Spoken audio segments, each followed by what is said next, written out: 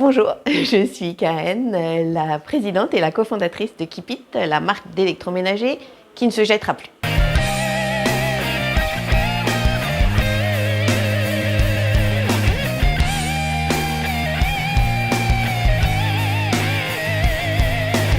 J'avais envie de mettre du sens dans mes activités professionnelles. Et donc, j'ai dirigé pendant une petite vingtaine d'années un institut de sondage et d'études de marché. C'était assez sympa, c'était même marrant puisqu'on avait spécialisé notre activité dans la mesure de la satisfaction des visiteurs des parcs de loisirs et d'attractions. Autant vous dire que j'ai été élue meilleure maman du monde pendant quelques années par mes enfants. Mais voilà, moi je m'y retrouvais plus. Le temps passait et j'avais vraiment ce sentiment d'urgence que mon activité professionnelle soit utile aux autres, utile à la planète. Sauf que trouver une activité professionnelle qui ait ce sens, moi, c'est pas forcément toujours facile, ni évident. Et survient un jour la panne de mon lave-linge. Alors c'est ballot parce que mauvais timing, cette panne, elle se passe juste à la fin de la période de garantie. Donc je fais venir un réparateur, il vient, il démonte l'appareil. Et puis son verdict est sans appel, il me dit, bah non, il va falloir changer plutôt que réparer.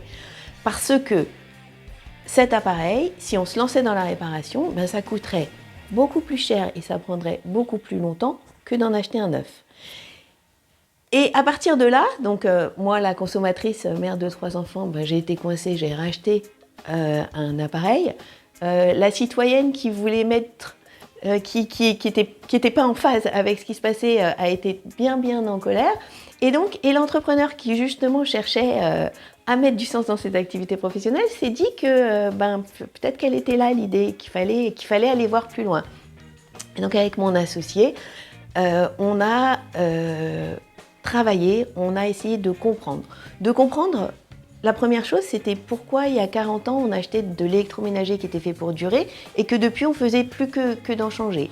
Donc, on a beaucoup analysé, on a cherché, on a exploré les modèles économiques des entreprises du secteur de l'électroménager, on a suivi le fil de la désindustrialisation de la France, on a regardé aussi ce qui se passait au niveau de la réparation, et les conclusions qu'on en a tirées étaient un peu, elles aussi, sans appel, c'est-à-dire que la durée de vie de l'électroménager des produits a baissé de 40% au cours des 10 dernières années. 40%, c'est juste dingue. Les appareils, plus de la moitié des appareils, 56%, pour être précis, 56% des appareils en panne ne sont pas réparés. Et puis, ils viennent pour l'essentiel de l'autre bout de la planète. Ils ont traversé la moitié de la Terre pour arriver jusqu'à nos foyers. Tout ça a fait qu'on s'est dit, c'est plus possible. Il faut essayer de faire autrement. Et donc, on a travaillé et on a décidé de créer Keep It, donc la marque qui va proposer de l'électroménager qu'on ne jettera plus, qui ne se changera plus. Notre premier produit, le premier produit de Keep It, on a choisi pour le lancement, parce que c'était un grand pari industriel, de commencer par du petit électroménager, avec un objectif qui est très clair, c'est vraiment de développer une gamme complète d'électroménagers. Mais on a choisi d'abord de commencer par du petit électroménager. Alors, on s'est posé plusieurs questions sur le produit, et puis alors moi, je bois beaucoup de thé, donc la bouilloire s'est un peu imposée dans le champ de nos réflexions. Et on s'est dit, on va faire une bouilloire. Et pourquoi une bouilloire? Parce que les bouilloires, il y en a dans plus de 60% des foyers français, que c'est l'appareil qui est vraiment jetable par nature, c'est pas réparable. Donc quel que soit le prix qu'il ait été payé, quand il tombe en panne, on ne peut pas le réparer. Et puis, à partir de là, une fois ces éléments posés, notre réflexion pour aller jusqu'au bout, c'est de dire aussi, ce qu'on veut, c'est consommer moins et consommer mieux. Consommer moins de produits industrialisés, pourquoi? Parce que les produits industrialisés ont un impact, l'industrialisation, la phase d'industrialisation, elle a une empreinte carbone non négligeable, même si on va tout faire pour la réduire au maximum. C'est sûr que quand vous industrialisez un produit, vous avez un impact négatif. Donc, Notre objectif, c'était de concevoir un produit qui aurait, donc durable, évidemment, réparable, évidemment, mais aussi qui aurait le maximum d'usage possible à l'intérieur du foyer pour que ce soit un achat réellement utile et qu'il puisse éventuellement aussi limiter la consommation d'autres produits industrialisés par la suite. Donc, notre idée de bouilloire, on s'est dit très bien, donc on va faire une bouilloire, mais on ne va pas faire qu'une bouilloire. On va faire une bouilloire qui sera une bouilloire multifonction. Et c'est là qu'est née la bouilloire multifonction Jarenne, qui, grâce à des accessoires, va permettre, en plus de faire chauffer l'eau, de faire infuser son thé ou tisane, la bonne température, la bonne durée d'infusion, mais aussi de faire cuire des pâtes, du riz, des œufs, de faire chauffer ses légumes à la vapeur, de faire réchauffer ses plats au bain-marie, de faire chauffer, faire fondre son chocolat ou encore de servir de chauffe-biberon. Et tout ça, c'est possible aussi parce que dès la conception, on est parti sur le concept de multifonction et donc on s'est dit on peut faire tout ça si la verseuse va à la machine au lave-vaisselle, donc si elle est parfaitement nettoyable. Et c'est une des spécificités de la verseuse de la Jarenne. Donc la conception de la Jarenne, dès la conception, l'idée c'est qu'elle soit parfaitement et facilement réparable. Donc qui dit facilement réparable dit facilement montable et démontable.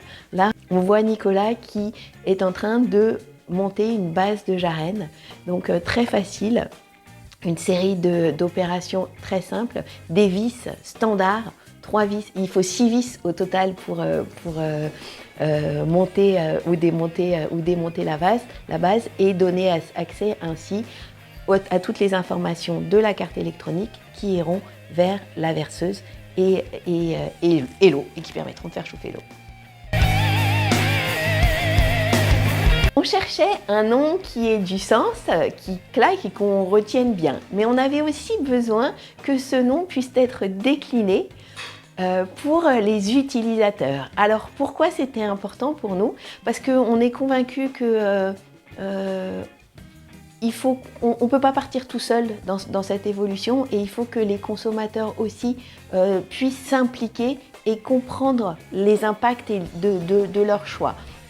Et donc, de notre point de vue, c'était très important d'impliquer au mieux les consommateurs. Donc, on a développé une communauté. Cette communauté s'appelle la communauté des Keepers, déclinaison du nom. Et les Keepers, la porte est ouverte pour les Keepers. Ça veut dire qu'ils peuvent commenter, nous donner des idées, s'impliquer dans les choix, réfléchir avec nous sur le choix du packaging, sur le choix des technologies. Ils peuvent interagir avec nous, on fait des réunions, on échange, on discute, on partage. On partage entre la marque et les Keepers, mais ce qui se passe dans cette communauté, et c'est l'objectif, c'est que aussi à l'intérieur de la communauté, les membres de cette communauté commencent à se connaître, à se partager, à créer aussi du commun et de la proximité, de manière à rentrer dans une dynamique vertueuse, positive et qui va nous permettre de changer le monde en commençant par l'électroménager. La Jarenne est commercialisée aussi aujourd'hui sur le site internet de Keepit, donc www.keepit.fr. Le site est devenu marchand, mais présente aussi toute notre aventure et toutes nos valeurs pour bien positionner ce qu'on propose. Donc on peut on peut commander sa Jarenne sur notre site. On peut aussi la trouver sur la plateforme Made in France qui s'appelle la Fabuleuse French Fabric. Et puis on va développer au fur et à mesure les réseaux de distribution pour pouvoir faciliter au maximum la mise en valeur de la Jarenne. Et en fait, il y a aussi un autre point. Ici à Toulouse, notre bureau atelier, on est en train de l'aménager pour pouvoir accueillir les Keepers et on est donc 14 rue Saint-Charles et la porte est ouverte.